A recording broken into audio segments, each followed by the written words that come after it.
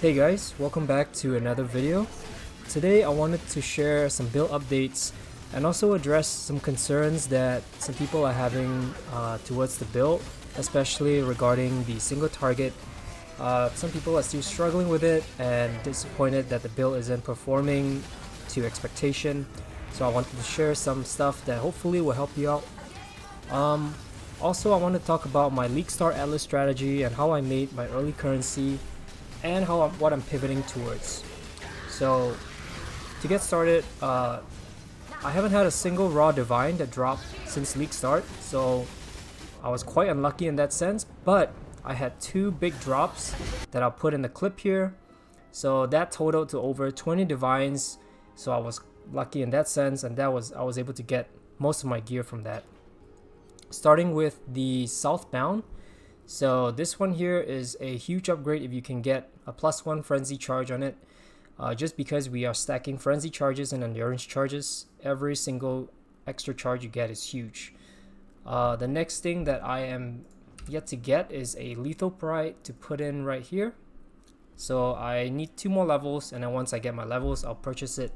That will give you some nice double damage, hopefully in one of these nodes here, and it should be a damage upgrade. And the third huge upgrade was a chess piece. So GGG released a bunch of new bases this league. This Conquest Lamellar has a high armor and evasion base, as you can see here. I only have 1 armor evasion roll, but that gave me about 1700 of armor and evasion. So I highly recommend getting this as an extra layer to your defense. And how I crafted this was I just wrote Deafening Essence of Greed on it to get a high life roll and an open suffix. And then what you want to do is craft prefixes can be changed, and then go to your harvest and do Reforge Fizz. This should give you physical damage reduction, and in this case I was almost lucky. I got a T2, so anything below that you can either keep it, or if you have the currency you could do prefix can be changed and then redo the whole thing again. But this is quite a big upgrade for me. Also, as you can see here, the implicits are quite good as well. So I decided to go with melee hits can fortify because I dropped perseverance, so this will give me my fortify. And then for the second mod, frenzy charge every 14 seconds, that is very important for this build to keep your frenzy charges up. As you can see in my hideout, I am maintaining 9 frenzy charges, so this will help keep frenzy charges up during boss fights and so forth. Next was the taming. I got myself a taming as well. This is a huge damage upgrade just because we deal I believe 3 or 4 ailments, so that's easily over 100% increased elemental damage, and I highly recommend fitting it in if you can. And finally, the next upgrade that I have not made is upgrading to a claw and a shield, which I'm still undecided just because White Wind is quite a best in slot at this point. It gives you a huge flat cold damage, gives you suppression, and crafting a claw and a shield is going to be very expensive, and I don't know if I'm gonna go that route yet. Alright, so now regarding concerns around the single target, one thing that helped a lot was I got a tincture. So this prismatic tincture, as you can see here, it grants you a huge increased elemental damage with your melee weapon, which is what we're using. And also it gives you a LE pen as well, 27% in this case. This is quite a high roll. I have a T1 with increased effect, so I would recommend getting this. You don't have to get T1, but getting some penetration and some increased damage will significantly increase your damage. And you only have to drop 1 flask, which in this case I dropped my Jade flask, so I still run Granite, Diamond, and Silver. Secondly, during a Uber boss fight, I would drop or swap Herald of Ice for Precision. This will give me more consistent hit rate and also increased crit, which I think is it increases your single target a little bit. And the next thing which I've talked about is having this frenzy charge every 14 seconds. That is absolutely crucial. Make sure you have that. And also, just to recap from my previous video, you want to keep your endurance charges up as well. So during the boss fight, just make sure to click Enduring Cry every time it's off cooldown, just to keep your endurance charges up, because it's always important to have max frenzy endurance during every boss fight. And then the next thing, which I had some questions from my previous video, was why are we running General's Cry here? So the only reason we're running this is because it has the shortest cooldown time among all the war cries. It has 3 seconds, and the other war cries will have about 7 or 8 seconds. So this is important to keep our rage up. We have 36 rage, and the way we do that is we grab 2 nodes, one here where war cries have a minimum of 10 power, and then the other one which is this one. This is the important node where war cries grant 1 rage per 5 enemy power, up to 5. So this single node right here is what keeps our rage up.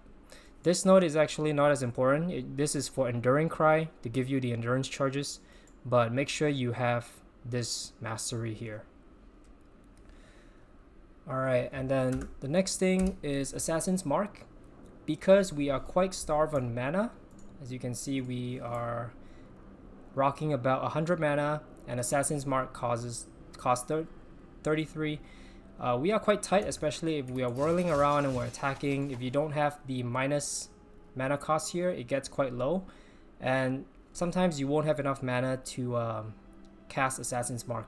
So I have it on life tap, just so it consumes life instead, and that's something that you can do as well. Alright, the other question I had was regarding what map mods to avoid.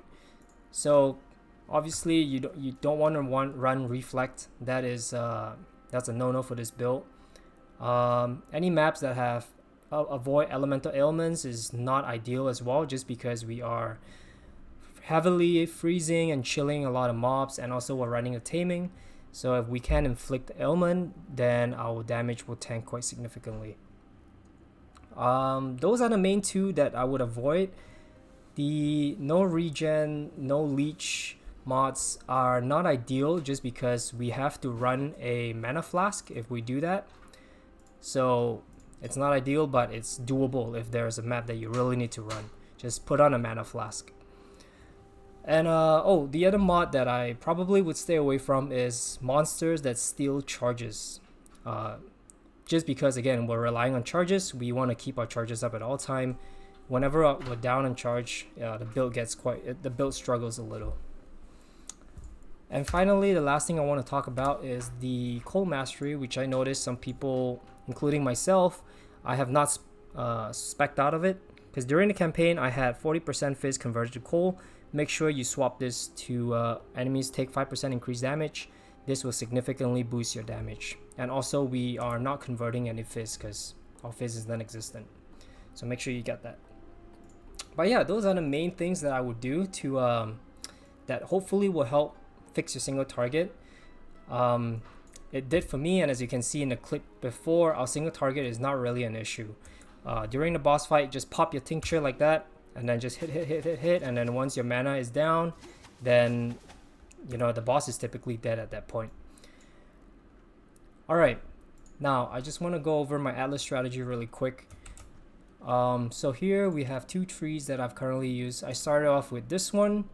It's not an optimized tree, as you can tell, but I was going for expedition, June missions, some Karak here, and boss rushing. So I had some Exarch stuff here as well, just because, like I said, it's not optimal, but I was ping-ponging between Exarch and boss rushing, but essentially it's an expedition tree. And I can include a link in the description as well. But expedition is very useful to farm early on, just because you get a bunch of currency. As you can see, I have 1 exalted orb right here, and you can get all kinds of good stuff like gem cutters, glass blower bubbles, and chaos orbs. So it's a good league start self-farming strategy, if you may. Now I am sort of transitioning into a mid to end game build right now, so I am pivoting towards a different strategy that focuses on quantity, just because of the league mechanic. It requires you to farm a lot of gold to build your town. So I'm going to be running Ritual and Beyond along with Exarch. So it's a heavily left side tree here with some map mods here, some shrine nodes that I got, mostly the quantity wheels here. But Ritual is a mechanic that spits out gold, because when you kill the mobs in Ritual, it spits out gold. So I'm trying to maximize the amount of gold that I farm. Same with Beyond. So that is what I'm doing right here. And I'll include a link of this tree as well. But yeah, I'll let you know how that goes. Right now, this is what we're sitting at. Just 6 divines, not much. These are some big upgrades that I'm quite happy with. So my next update, I'll probably talk about how my ritual strategy went and if there's any final upgrades that I'm making to my build. So yeah, hopefully you enjoyed this video. If you have any questions or comments, please let me know in the description below. But otherwise, have a good one. Bye.